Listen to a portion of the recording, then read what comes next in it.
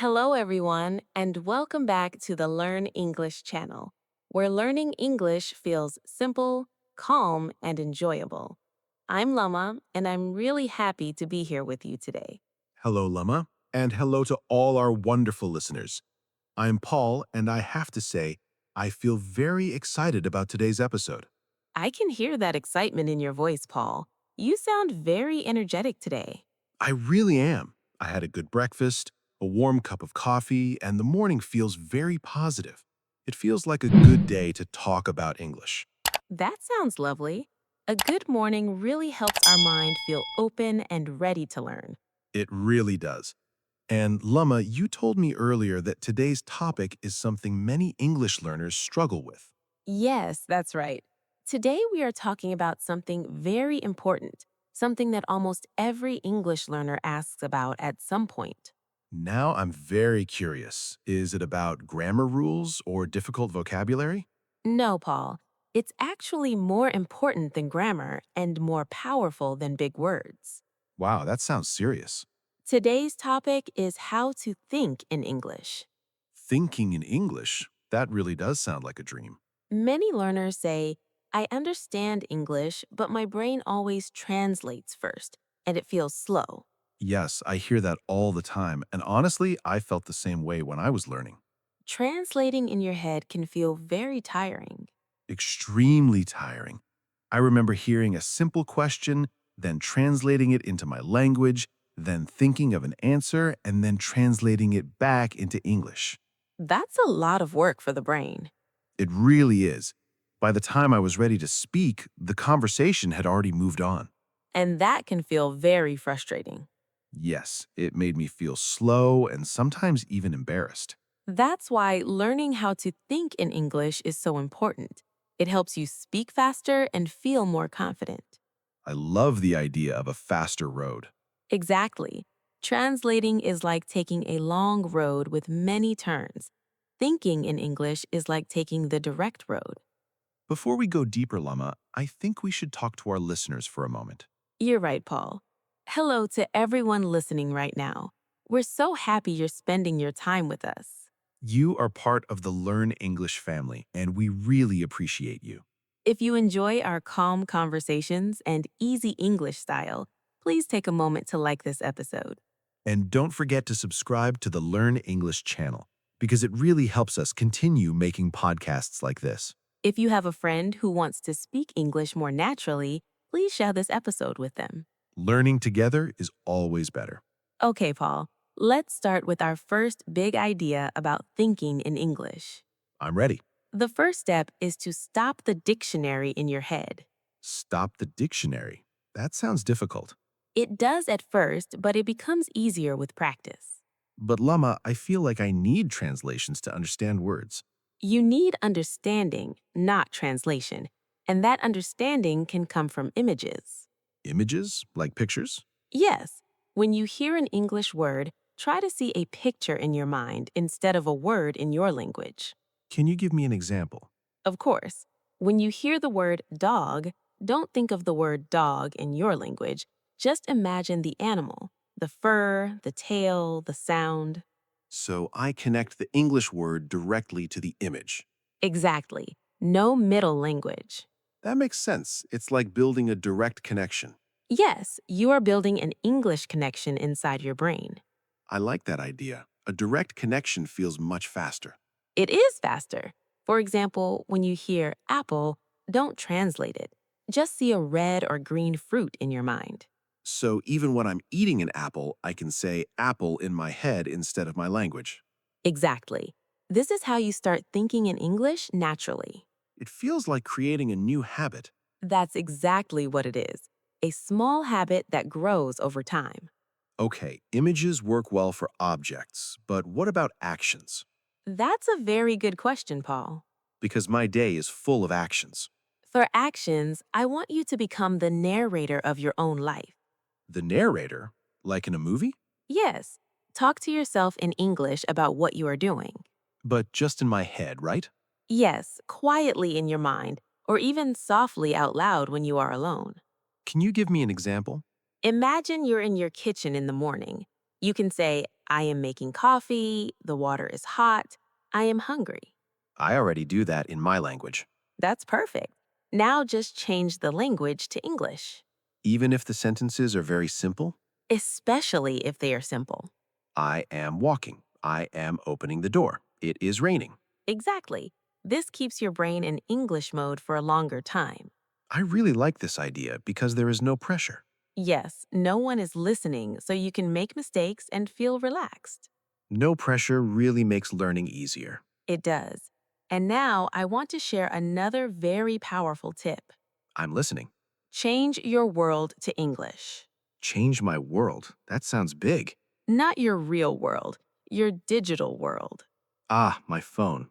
Yes, change your phone language to English. That feels a little scary. It's normal to feel that way, but you already know where everything is. That's true. I know where the buttons are. So when you see words like settings or messages in English, your brain learns them naturally. Without translating. Exactly. Your brain connects the action to the English word. That's very smart learning. You can also change your social media apps to English. I see words like, comment, share every day. And soon, those words feel normal and automatic. I'm definitely going to do that today. Great! Small changes can make a big difference.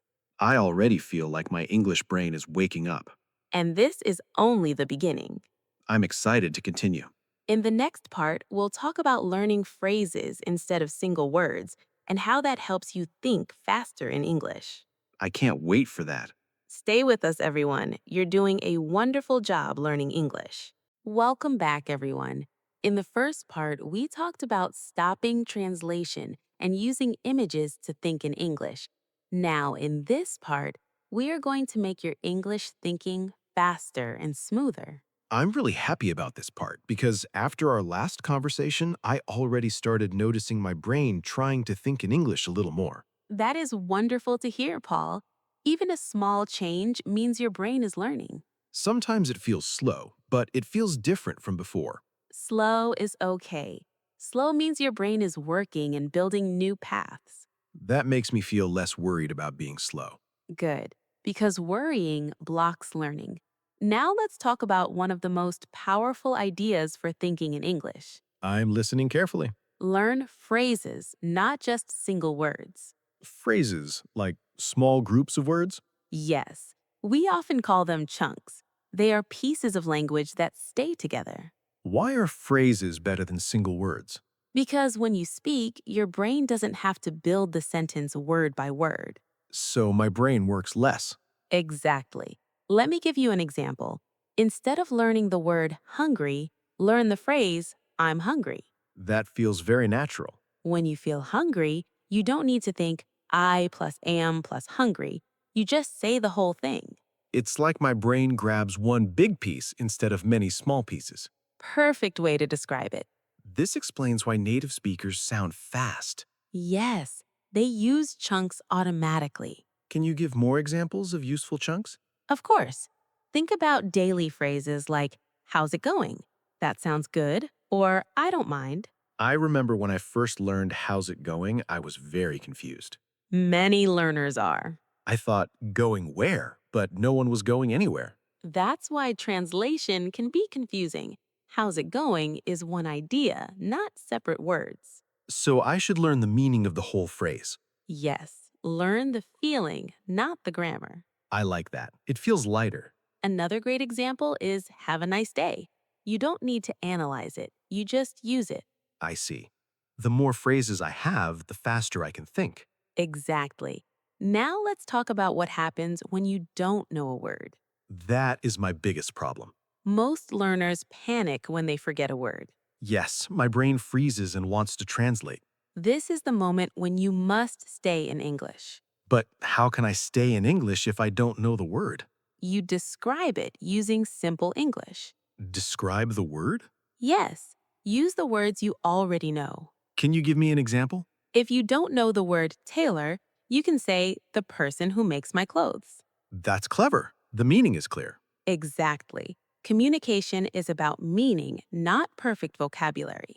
What about something in the house, like a refrigerator? You can say the big cold box in the kitchen. The big cold box. I love that. And the best part is your brain stays in English. So I don't switch back to my language. Right. Switching languages slows your thinking. This feels like training my brain to solve problems in English. That's exactly what it is. Sometimes I feel silly describing things like that. Feeling silly is actually a good sign. Really? Yes, because it means you are trying and experimenting. That makes me feel more comfortable. Now let's talk about another important habit, staying in English mode. English mode? Yes, many learners turn English on and off. Like English class on, real life off. Exactly. We want English to stay on longer. How do we do that? One way is to create small English moments in your day. Small moments sound manageable. For example, when you wake up, say in your head, "Good morning, today is Monday." That's very simple. When you walk outside, say, "It's sunny" or "It's cold today." I can do that. These small sentences keep your brain thinking in English. It's like keeping the engine warm. Exactly. A warm engine runs better. I really like these ideas because they don't feel heavy. Learning English should not feel heavy. It should feel like part of life. Yes, English is not just a subject, it's a tool. A tool to share ideas and feelings. Beautifully said. Luma, I already feel a big difference in how I think about learning. That makes me very happy. I feel more patient with myself. Patience is very important in language learning. What will we talk about in the next part? In the next part, we'll talk about listening, reading, guessing meaning, and building strong English habits. That sounds very helpful. Stay with us, everyone. You are making real progress, even if you don't feel it yet. And remember, small steps every day lead to big change. Welcome back again, everyone. In the last part, we talked about learning phrases, staying in English mode, and solving problems without translating. Now, in this part, we're going to talk about how listening and reading can help you think in English more naturally. I'm really glad we're talking about this because listening used to feel very hard for me. Many learners feel that way, especially in the beginning. Sometimes I would listen to English and feel like it was just noise. That's a very honest feeling, Paul, and it's completely normal. I thought something was wrong with me because I couldn't understand everything. Nothing was wrong with you. You were just listening in a new language. That makes me feel better already. Listening is not about understanding every single word. Really? I always thought I had to understand everything. That belief actually makes listening harder Why is that? because your brain becomes stressed and starts translating instead of listening. Ah, so my brain goes back to the old habit. Exactly. Instead, you should listen for the idea and the feeling. The idea, not the words. Yes. For example, if you hear someone say, "I had a long day at work," you don't need to know every word to understand the feeling. I can hear the tired feeling in the voice. Exactly. Tone and rhythm are very important. I never thought about English like music before. English has its own music, and listening helps your brain learn that rhythm. So even if I don't understand everything, listening is still useful. Very useful. In fact, it's one of the best ways to start thinking in English. That takes a lot of pressure away. Good. Pressure is not helpful for learning. What should people listen to? Simple English podcasts, slow conversations, or even English videos with easy topics. Like daily life conversations. Exactly. Topics you already understand make listening easier. Should I listen with subtitles? At first, subtitles can help, but try not to read every word. So I should listen more than read. Yes, let your ears work. I like that idea. Now let's talk about reading, because reading also helps you think in English. Reading used to make me translate a lot. That's very common. I would stop at every new word and look it up. That can break your English thinking. So what should I do instead? Try reading for meaning, not perfection. Meaning over perfection. Exactly. Choose easy reading materials. Like children's books or learner articles? Yes, if you understand about 70% of the text, that's perfect.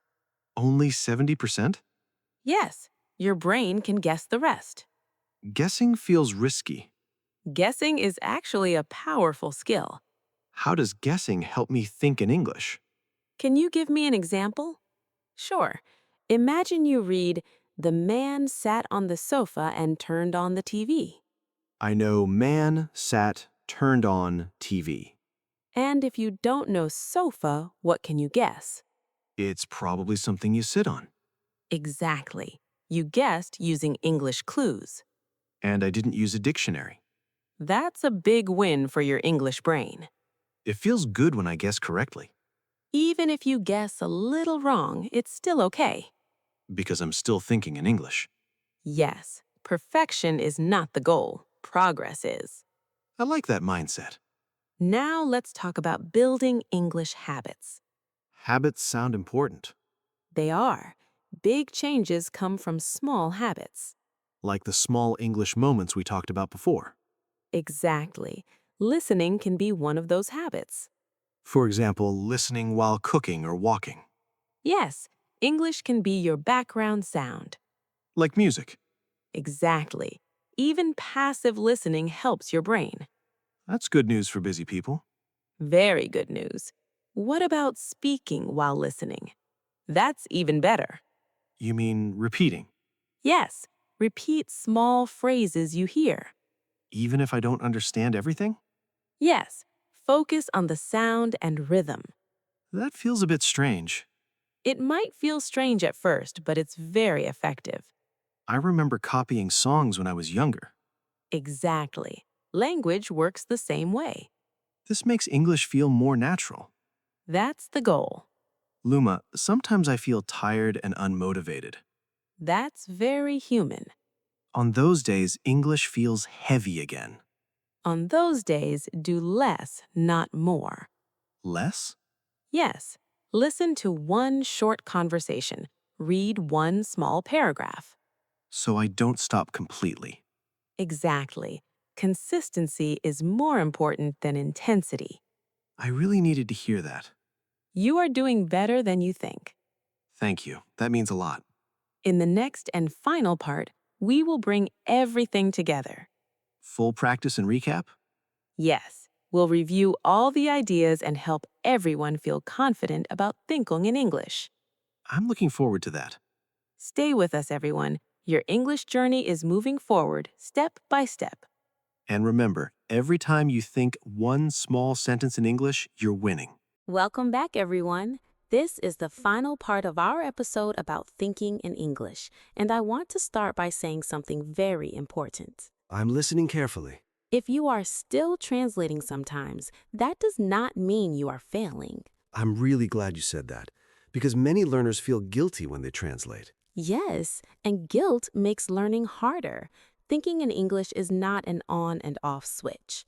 It's more like a dim light that slowly becomes brighter. That is a beautiful way to describe it, Paul. At the beginning, the light is very low and we still see our old language. Exactly. But every small English thought makes the light a little brighter. I like that image. It feels hopeful. Now, in this final part, I want us to practice thinking in English together, step by step. I think practice is what people need the most. Let's start with a very simple situation. Imagine you just woke up in the morning. Okay, I'm opening my eyes. Instead of thinking in your language, you say in English, "Good morning, it's a new day." That feels simple and calm. Then you get out of bed and say, "I'm getting up. I feel sleepy."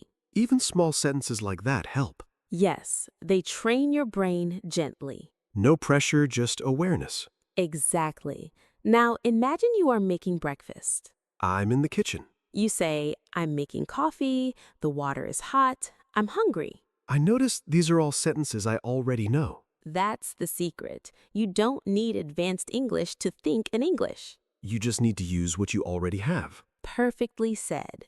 What about when you leave the house? You can say, I'm going outside. The weather is nice today. Or, "It's raining, I need my umbrella." Exactly.